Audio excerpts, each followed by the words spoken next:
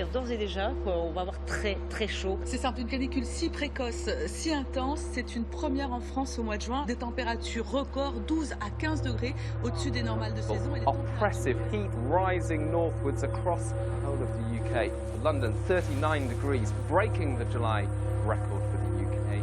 C'est toute l'Europe qui suffoque. Des records de température ont été battus aux Pays-Bas, en Belgique, en Italie. La Terre vit en ce moment sa période la plus chaude depuis 2000 ans.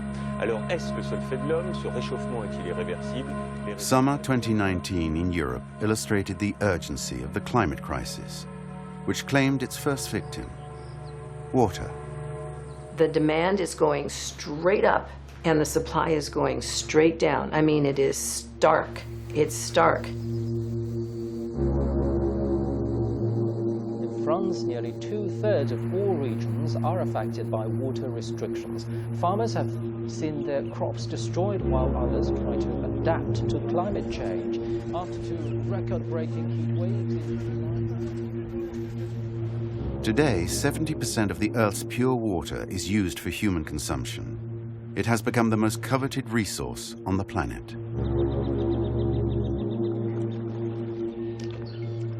To save humanity, Wall Street wants to start a revolution. Make water profitable and create water markets, just like oil markets. Water falls from the sky, therefore it should be free. Whenever I hear that, I always say, diamonds occur in nature and they're not free. It's a financial product, like any other financial product. The market is changing a bit over the last couple of weeks. It's around that $485 to $495 a hectolitre mark today. You're just at the beginning of this water financial revolution. What about the guy that can't afford it? That guy still needs water. The blue gold rush has begun. Can anyone stop it? The human right to water means that it's not a charity, it's an issue of justice. This is the issue of our time. This is the crisis of our time. With financial pressure on human mobilization rising, the battle over water has already begun. Who will come out on top? The planet, the people, or the markets?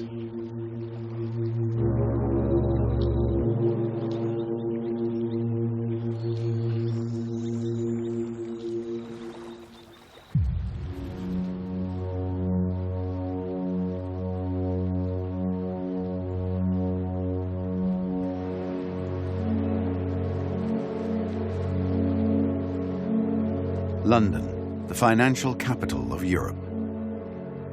Here is where the relationship between water and finance first began 30 years ago. At the time, it was simply a question of commending the virtues of privatization.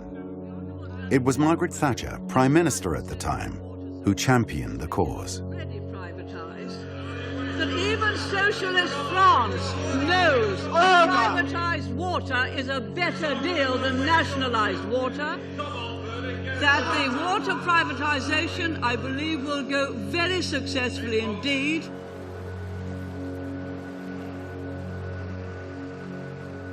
What happened was the entire system, the entire physical system, as well as the concession, was sold to the private companies.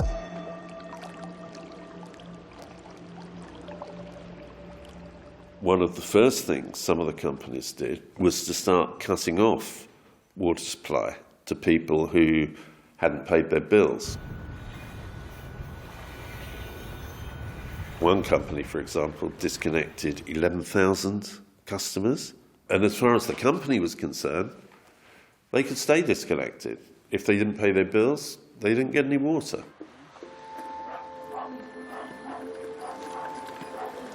I was out on Wednesday, I come back 9 o'clock and I got no water. How many times do you think you'll have to make this journey then during the day? Well, I've just come down again, well, probably another 4 or 5 times. I mean, you've got to have something to drink, haven't you? You've got to do some cooking. We didn't even have to queue for this during the wartime.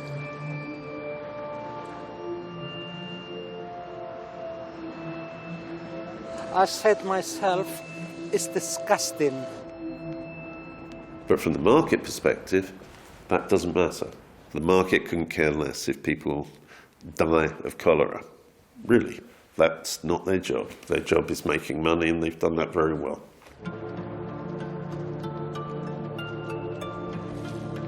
Finally, 10 years later, a law is passed that prohibits companies from cutting off the water supply to those who haven't paid their bills.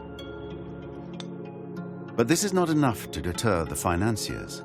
On the contrary, in the early 2000s, a new generation of traders enter the world of water, namely private equity funds, or vulture funds. They are hungry and completely unaccountable. They may be funds which have a 10-year life, and therefore they need to get their returns over that decade that they will be the owners, and then they need to find a new owner. So you have a lot of international investors, people who may never have been to a water plant in Yorkshire at all, or may never have been to Yorkshire.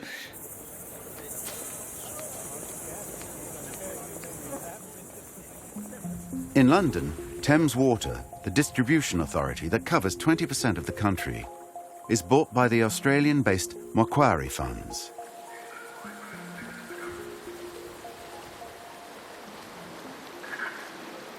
I was aware of Macquarie. I mean, they were quite a famous institution in Australia, where they've been known as something, I think they were called the Millionaires Factory, because so many people who worked at Macquarie became very rich as a result of the bonuses that they earned. Macquarie were one of the first private equity companies to say these are good places to be. One of the simple reasons for that is, if you observe, there is and is going to be population growth. If there's population growth, there's going to be more water being drunk.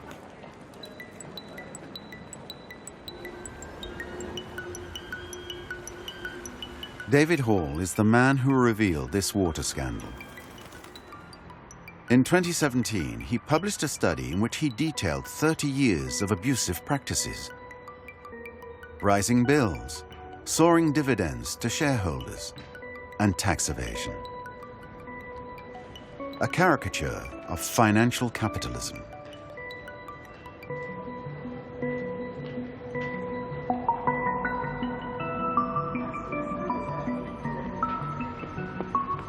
We ended up concluding that about £2.5 billion per year was being taken out of the system by private capital. Now, the main reason for that was that the dividends they were paying themselves were very high and very regular. So these companies were perfect cash machines. They still are. They still are.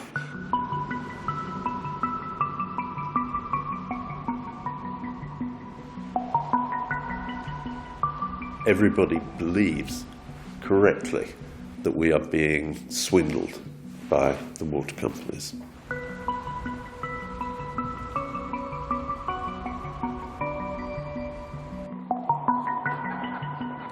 The Australian-based Macquarie funds supplied London with drinking water for 10 years.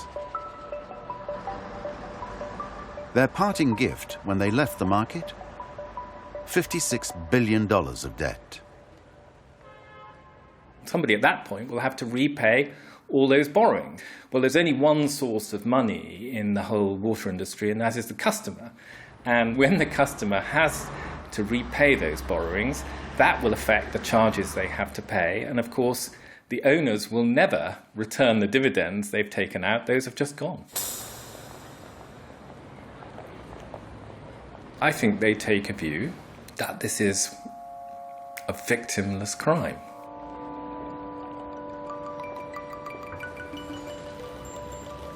The funny thing about the UK's experience with water privatisation is no one else in the developed world has done it.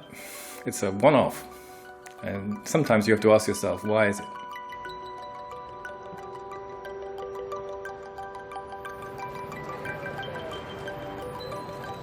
Today, over 80% of Britons would like to go back to a time when water was a common, public, and essentially free resource.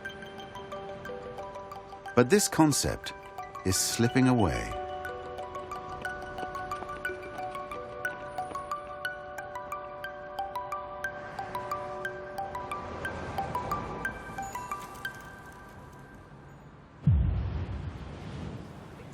Sweltered through another 24 hours of extreme heat. Overnight, it barely dipped below 30 degrees in many parts of the state, with temperatures soaring into the mid to high 40s during the day. Fire conditions, particularly through South Australia, where the mid-north has been rated as catastrophic and the Mount Lofty ranges have been rated as extreme.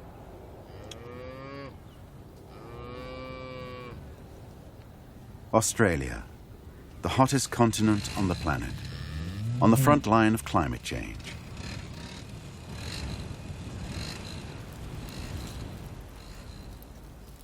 Here, drought is a part of everyday life. In this parched country, Australians are getting closer and closer to tomorrow's world. A world where water is a scarce and expensive resource.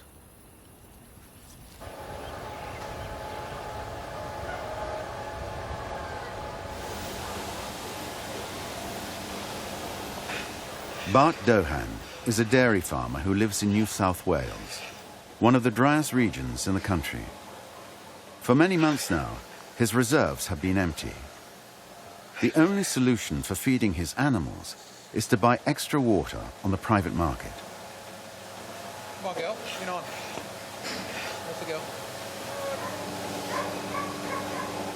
Today, to run just for my cow, it cost me close to $500,000 for 12 months of water.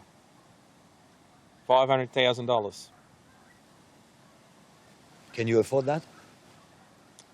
It would put a great deal of strain on us if we did it. A great deal of strain.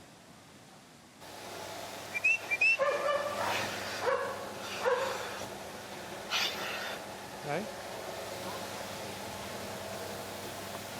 Like we know a farm in the last 3 months has already spent $1 million on water. A storm could come through tomorrow and wipe it all out too. So they've spent the money, but it's still a gamble from whether it's going to work or not.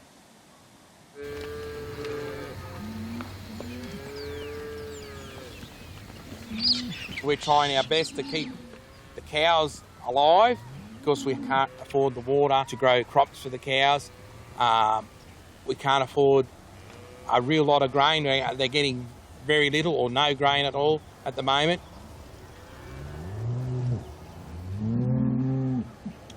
So they're producing 50% less than what they should be for this time of year. It's just a survival mode. Try and survive, keep our cows going, and try and get out the other end of it.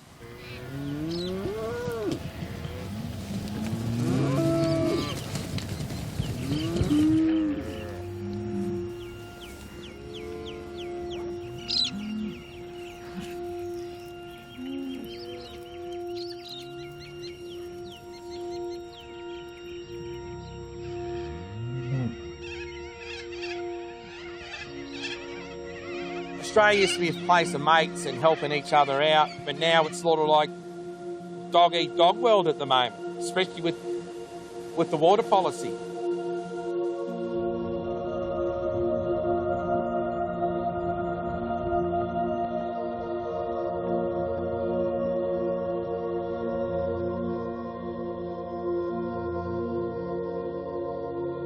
Water has become like gold. It is bought and sold with a single click, thanks to mobile phones and an application connected to the market, available 24 hours a day. Its price changes daily, depending on supply and demand.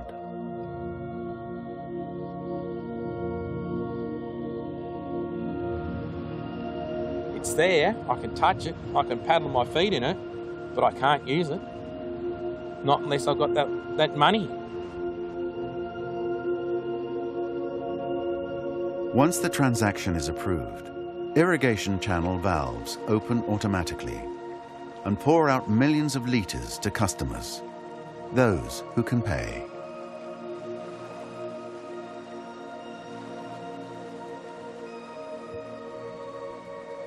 People are just taking water from us, and it's taking our life, it's taking our food from our table, more or less. Why we're doing it is hopefully next year the rivers are full and that we don't have to go back onto that open market to buy water again. Will it happen? Will it not? We don't know. We might as well play Russian roulette.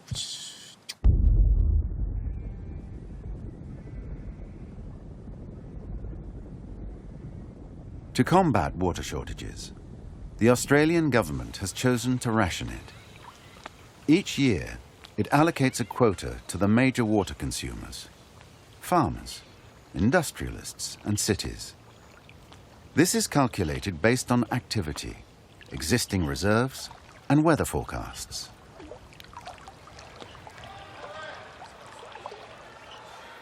Along with this new law, called the Water Act, water markets have been created where anyone can come and purchase additional rights or sell some of their own.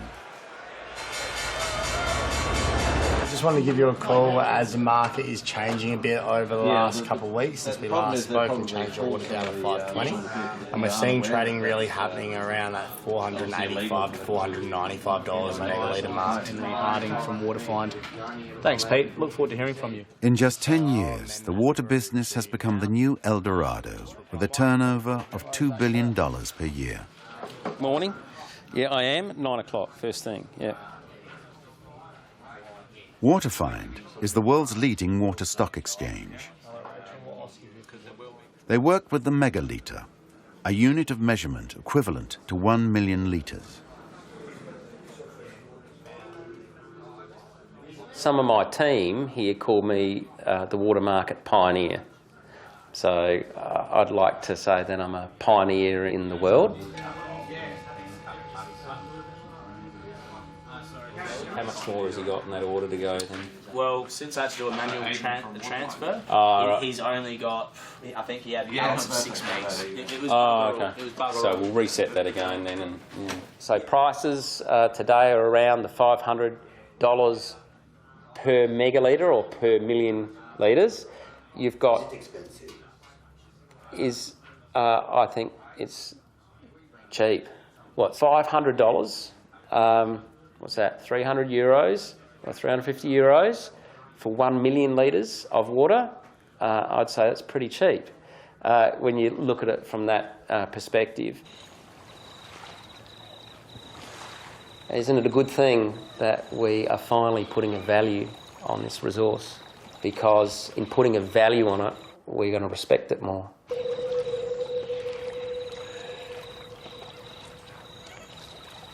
In this new world, every drop counts. Water is no longer a natural resource, but a commodity.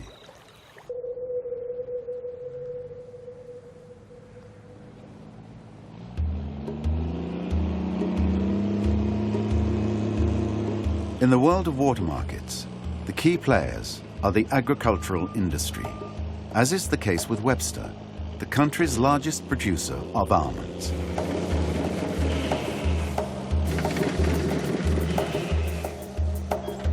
The directors of this company are among the richest water owners, at the head of a reserve worth more than $200 million.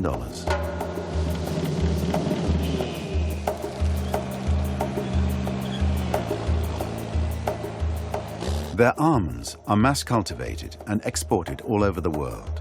In relation to the amount of water used, this is their most profitable crop.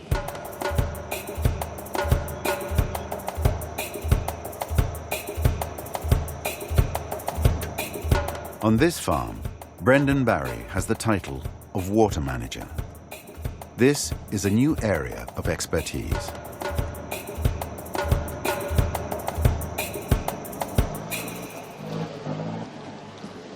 That there, that's the wood colony.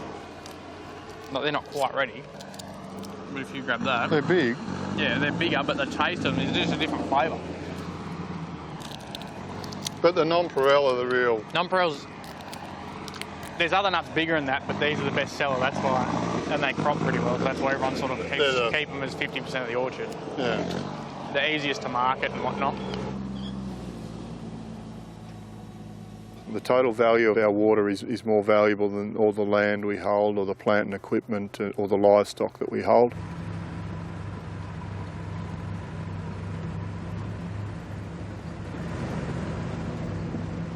The water market in this area this year has gone from about $320 per megalitre to over $700 per megalitre, and that's in a period of around 5 months. And double the price. Double the price. But that's how it works.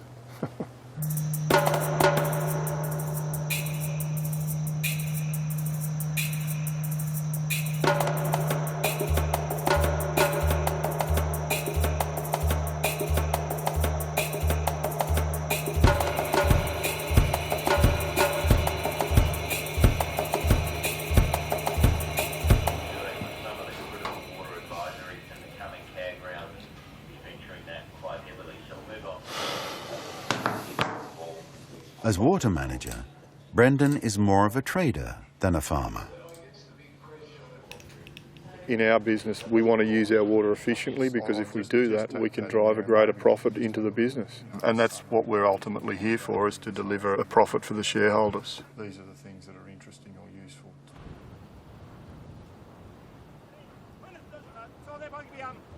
$30. $20 got behind. Come on, $20 now. 5 in front. 30.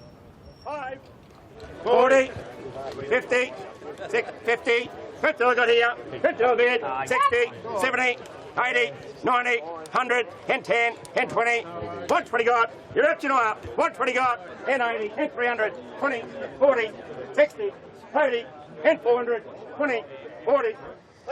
You buying? 15,500 in the corner.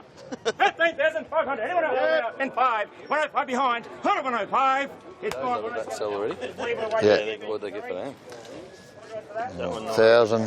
1,800 for that one. I don't know what the little one made. So you just stopped milking and you sold the farm too, have you? Yeah. Those yard blasts, have they had much use? Never been used. Never been used. No. The water crisis and soaring prices have forced David Owen into bankruptcy. He has had to sell the family dairy farm and now joins the long list of victims of the water markets. $700, anyone else? $700, $700.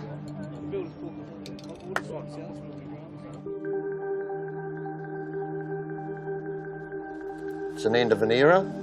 I've been in this district all my life, so I haven't lived more than 10 kilometres from where I sit. So yeah, it's a special day. Yeah.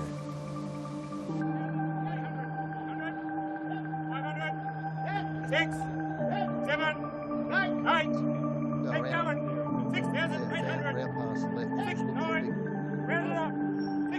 You look at your cash flows for the last 12 months and 4 years ago, and you realise you're spending more and more on water. And then Jenny said to me, you can't keep going on like this, so that conversation wasn't very nice. Threw my dishes in the sink and stomped out. Yeah, so that was very emotional. Yeah, it's a bit like, it's probably not as much emotion as later on when we were selling cows. I can tell you who her mother is and who her grandmother and great-grandmother. In fact, so they tell me you'll get over it. I hope so. Yeah. Pretty handy to have a spare, I know when they break down. 500. 50. 50 start, shouldn't hold it. Yes. Initially, the creation of water markets was welcomed by farmers. Big agricultural players saw it as an effective way to buy water, whilst others planned to supplement their income by selling their surplus. But 10 years later, the market had become ruthless. There's lots of people that don't understand the water market. I don't understand the water market. Just Unless you keep on to it all the time, you just don't know what's happening. And I don't think a lot of us know what's happening in the water market. Unless you're buying, you don't want to look at the water market because lots of times it only depresses you. Especially if you're looking for water and you think, oh, it'll go down. No, it doesn't. It keeps going up.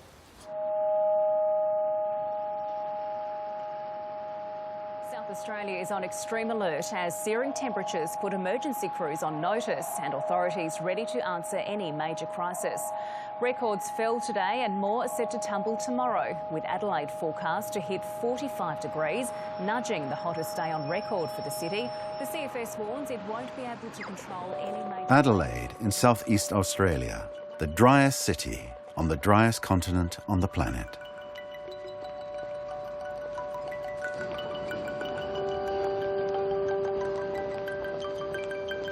Adelaide serves as a think tank. It's here, at the university, that the idea of water trading was conceived. And in some years, you might get zero water. So they said nobody could take any more water, so you're going to have to find a way to share water. Mike Young is the founding father of the Australian water markets. A renowned economist, he attended Harvard University and has advised the United Nations. This is the man writing the new history of water. Water scarcity is really there. So water scarcity is part of the future of the world. The global predictions are that by 2050, more than half the world will be living with limited water resources, and abundance is a thing of the past. Water needs to be managed in a very precious way,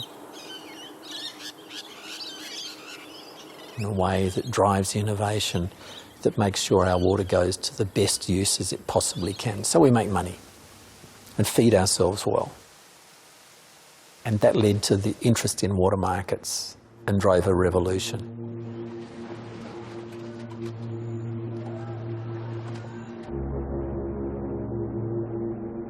The revolution started by Mike Young has turned climate change into a market force. It's fascinating to see how sophisticated our water markets have become. If there's rain forecast in a week's time, the price of water will go down because farmers know they won't have to irrigate. If it's going to be really hot for the next fortnight, then the price of water goes up.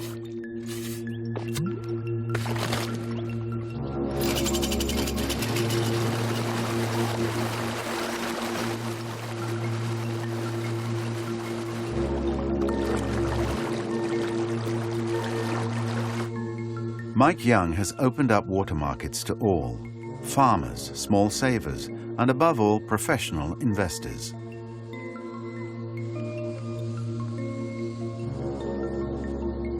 Nowadays, everybody can buy water on the stock market, for consumption or simply for speculation.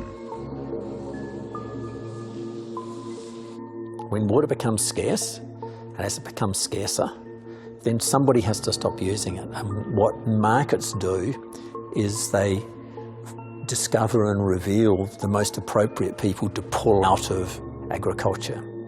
As it is for making cars, as it is for lots of things, we live in a competitive world.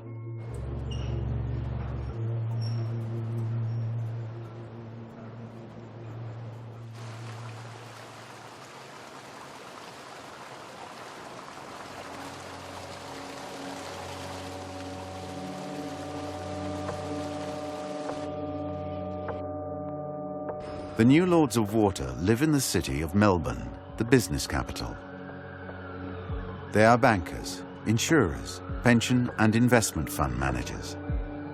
And they are gradually taking control of this blue gold.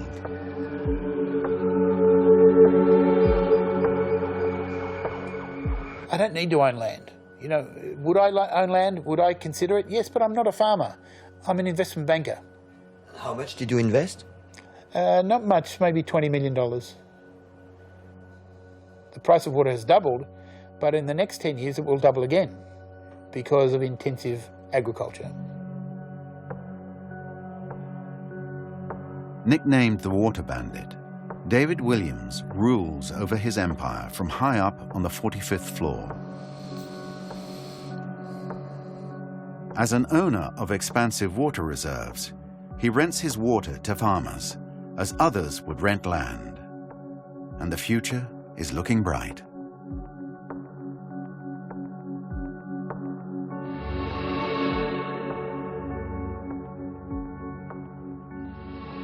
If we go to 9 billion population and the Chinese want more food and the Indonesians want more food and the Indians want more food and they can afford to pay for it, then we need to find more intensive ways of growing food. That means more water. And that's going to lead you smack bang into how you get that water, how you price it, how you allocate it, and how you regulate it.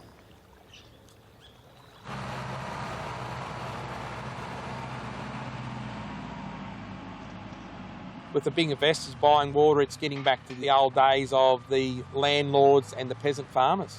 And if we want to survive or stay into it, we're going to have to buy the water at what the landlords deem the water is worth. Back to the Middle Ages, yeah.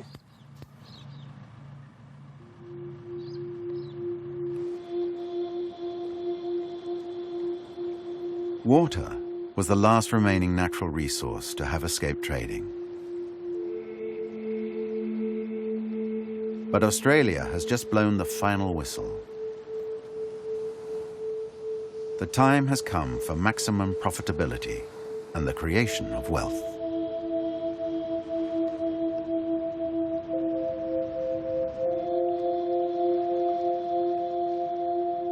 I'm Narendra Elder. I speak on behalf of my people, on behalf of this land and this water.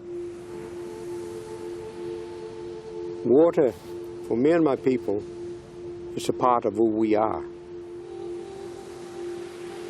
It's a part of our stories, our creation stories. Today is different. Australia has implemented water markets. Yeah. How do you look at that?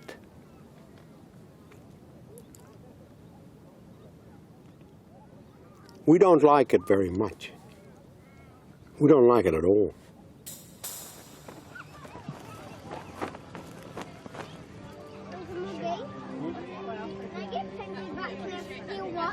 Well, we'll see. We'll have to paint up everyone else first, okay? That's the tan line from my paint today. Selling, trading, what does it? Filling your dams up, making sure that you've got your share, making sure that no one else takes yours. Part of it is madness, and most of it is greed. Greedy people. They want the water, but they also want that. And they'll sell it to somebody else for money. You can't eat money. You can't drink money.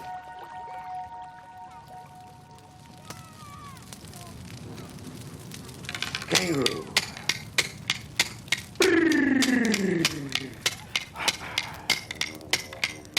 Pinyaling, open, open, open, pinyaling, open, open. Pinyaling, yan, yan, yan. Pinyaling, yan, yan, yan. Pinyaling, open, open, open, pinyaling, open, open.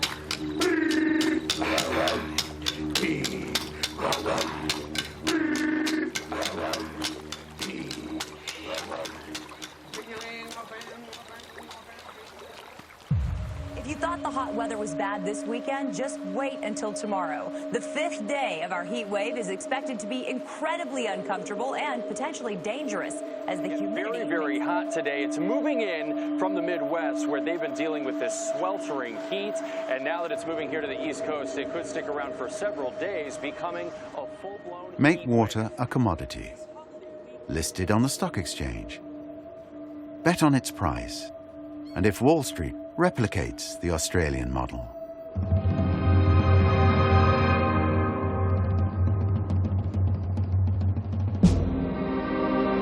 In June 2008, the investment bank Goldman Sachs starts to wonder. Is water the new oil? The firm invites its top clients to take a bet on the future.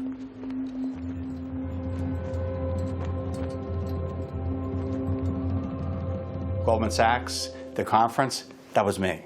I used to work at Goldman Sachs, and in 2008, that was a conference that I held. There's this absolute intuitive appeal that says population growth is outstripping the water supply. That must mean companies that are engaged in the water business are a sure thing, that they can't miss. They get mesmerized by these megatrend appeals in water. Is water the next oil? That question's not going to go away. We're just probably not ready for it yet. Goldman Sachs and its investors must wait. Public opinion is not ready yet. It's not until 2015 and the International Climate Change Conference in Paris that the world leaders finally declare a state of emergency. If we act here, if we act now, if we place our own short-term interests behind the air that our young people will breathe and the food that they will eat and the water that they will drink and the hopes and dreams that sustain their lives, then we won't be too late for them.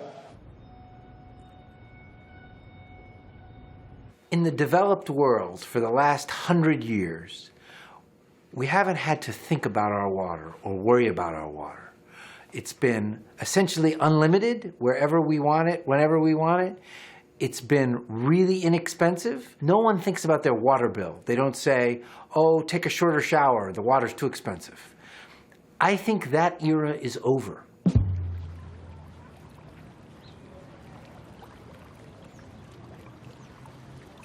Climate change is going to have a huge impact on water availability around the world. The same amount of water is going to be available in the big picture, but we don't live in the big picture. We live in a specific place. We raise our food in a specific place. And so the movement of that water will have a dramatic impact on how cities manage their water and how we're able to grow food to feed everybody.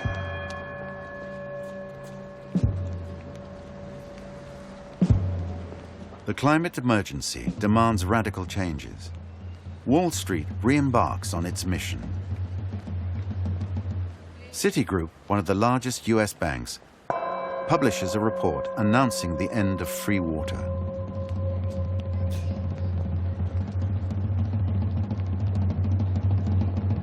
There is no alternative to pricing water properly and making people realize that every time they take a sip of water, there is an opportunity cost, and they feel it in their wallet. How else are you going to get people to use less if you give it to them for free?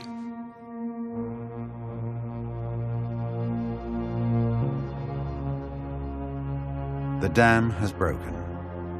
The soft sounds of liberalism grow louder to celebrate the union of finance and water. We are going to see asset markets selling water derivatives. Even the high-frequency traders, the hedge funds, would become interested. So no, everybody sees this as an opportunity that will come. The question is just when and who will push it first and hardest. And what would be their motivation in coming? Profits. While also, indirectly doing good for humanity. So it's the best of all possible worlds. What could be better? It's very immoral to trade water. Why would it be immoral to trade water? Because water is life. We pay for health care.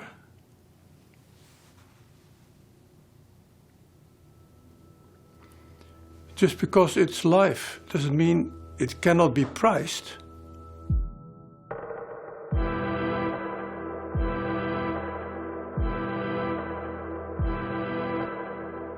The last stage in the financialization of water.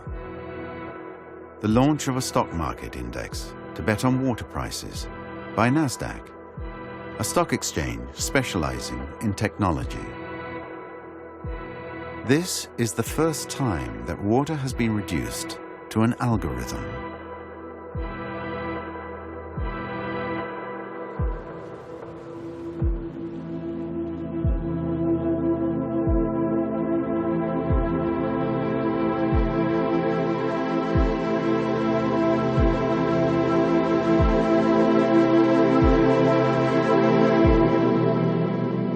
The man who came up with the equation works in central London. As a former trader in a Swiss bank, he launched the carbon markets, where industrialists trade rights to pollute in the form of credits, before he discovered water. Water used to be free in the old world, but the world is changing. There's too much stress on the system, and the most important commodity on earth can't be free forever.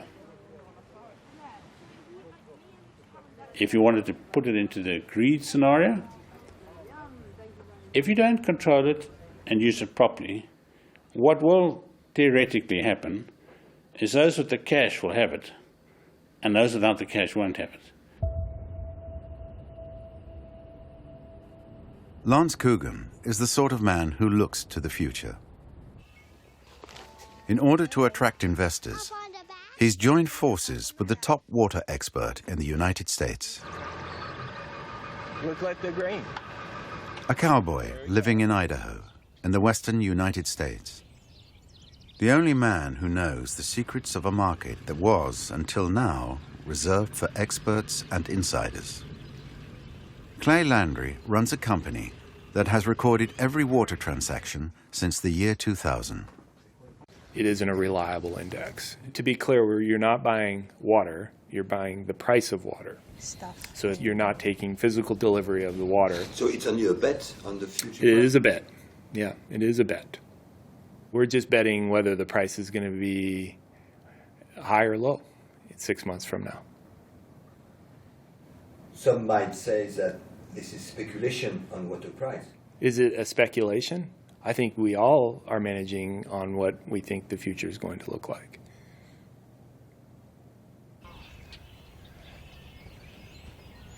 If what people are saying is coming, you better be on top of your water situation, or you're going to be without water.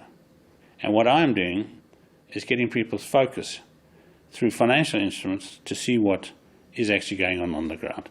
It changes the world of water.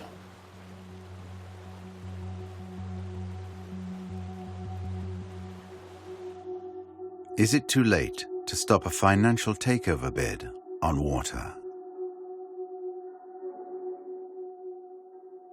We are just at the beginning of this water revolution, the water financial revolution.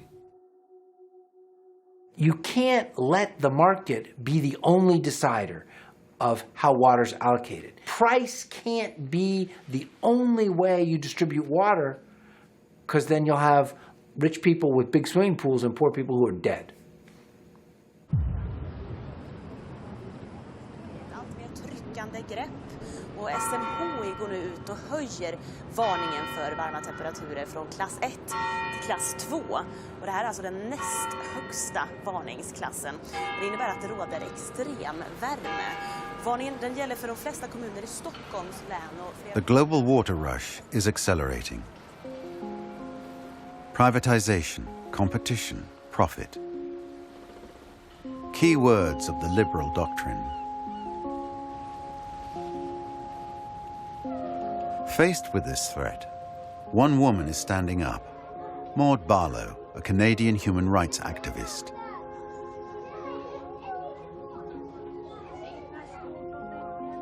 She has already won her first victory at the United Nations in 2010, when the General Assembly voted in favor of a resolution that recognized access to water as a universal right. It must be declared a public resource that belongs equally to I was all. in the United Nations, up in the balcony, the day that that they voted, and I thought we were going to lose. I had staff with me. They were crying. I said, don't worry. We're going to be back in 2 years or 5 years, no matter how long it takes. We're going to be back, and we'll do it. And when they vote, they sit in their chairs, and they vote electronically, so you know right away. So boom, 122 countries voted in favor, and 41, they abstained. They didn't have the nerve to oppose, even though they actually wanted to oppose. Among the nations that abstained that day were Australia, the United States, and Great Britain, countries that have all chosen to turn water into a financial product. The human family took an evolutionary step forward at that point, and since then every country has ratified. It's in one way or another, it's now universal. So you got it now. You got it now. Maud Barlow may have won the battle, but she hasn't yet won the war. In Stockholm in December 2018, the activist was invited by the Nobel Committee to continue her fight at a conference about the future of water.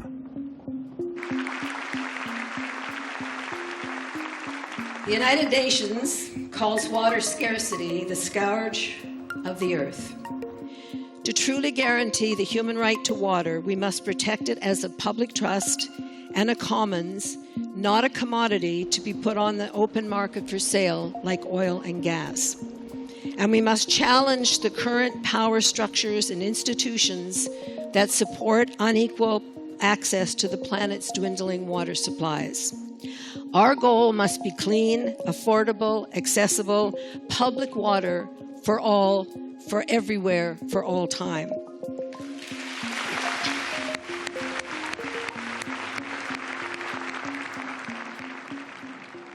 Is it the end of cheap and free water? Well, the corporations and Citigroup and others want it to be the end of free and cheap water. That's their argument. They're saying, oh, yes, it's a human right, because they can't fight that anymore because everybody says you're an awful person if you deny it, right? So, oh, yes, it's a human right, but the end of free and cheap water.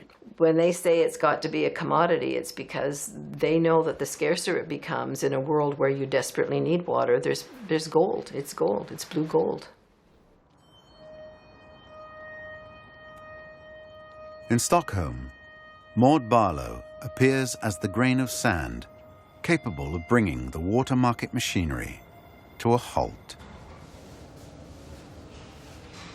There are an awful lot of people in elite circles, and let's face it, the Nobel's pretty elite, that believe that the best thing to do for the water crisis is commodify it, put it on the open market like oil and gas, and see where it goes from there, right? So for me, it represented a breakthrough in getting our message out that we have to see water as a human right, as a public trust, and something that belongs to everyone. That's our goal. It's a big goal, and not one everyone shares, I have to tell you.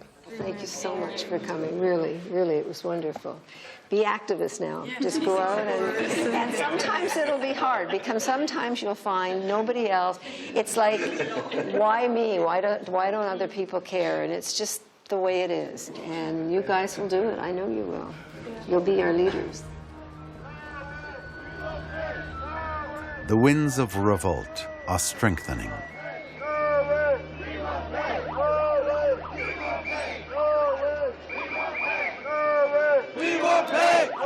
In Europe, the fight against the financialization of water is fueled by the refusal to accept any sort of privatization. And in the streets of Dublin, Rome, Berlin, and Paris, citizens are spearheading the resistance. Une vague de chaleur sur toute la France aujourd'hui, jusqu'à 42 à Paris, record battu. Il fait vraiment très chaud et ce la nuit, difficile de faire baisser la température des In the French capital, politicians have also taken up the fight. In 2009, the city council ousted Veolia and Suez, the two giants who shared the water market, and created its own water management company, Eau de Paris. Honnêtement, quand j'ai porté la bataille de la gestion publique de l'eau à Paris, mais personne, mais quand je dis personne, personne ne pensait que j'allais réussir. Voilà. Et quand je dis personne, c'est vraiment personne. Pour avoir vu de l'intérieur, pendant près de 14 ans, le service de l'eau parisien, je suis assez formelle sur le fait que si on veut exploiter la ressource selon les intérêts du concitoyen consommateur selon les intérêts de la ressource sur le long terme, préservation, qualité, c'est incompatible avec une logique privée. Parce que la logique du privé, c'est une logique qui sera de rentabilité de court terme.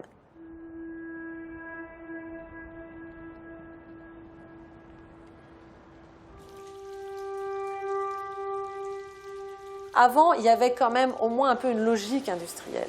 Maintenant, il y a une logique industrielle, mais qui s'efface de plus en plus devant une logique financière. L'eau est encore du domaine, on va dire, de l'environnement, mais on voit bien que les acteurs économiques font pression à différents niveaux, les grands acteurs privés, pour que l'eau devienne une ressource économique comme une autre.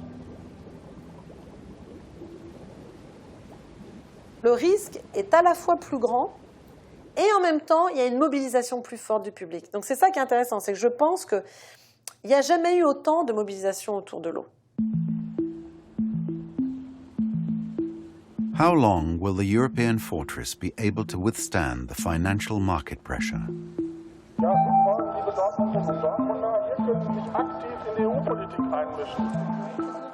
In 2012, a petition called Right to Water amassed nearly 2 million signatures, a first for Europe. Protesters demanded that water be given special status.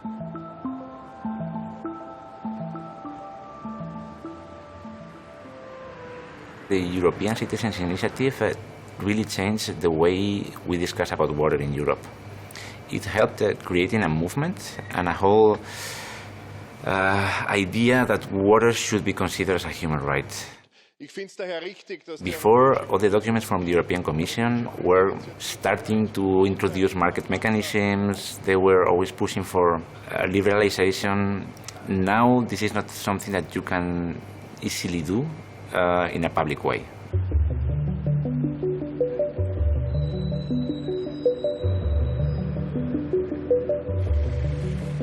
So the official answer from the European Commission was, of course, we support the human right to water, but nothing happened, no, in legislation.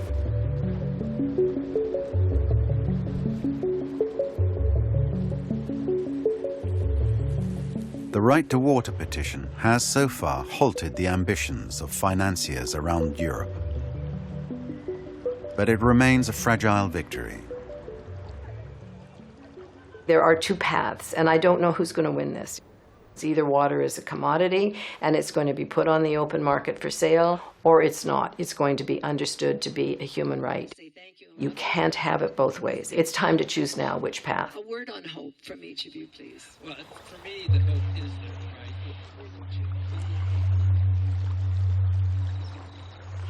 I totally get the morality, but the world's a different place, and it's changing, and it's changing fast.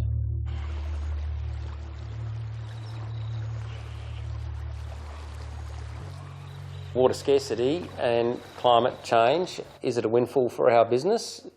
Yes, it is. Is that a bad thing? Well, I suppose time will tell. I'd be saying don't do it. Don't take on this model. People just trying to make huge amount of money out of it. You're more or less going to have to sell your soul to get the water to be able to survive.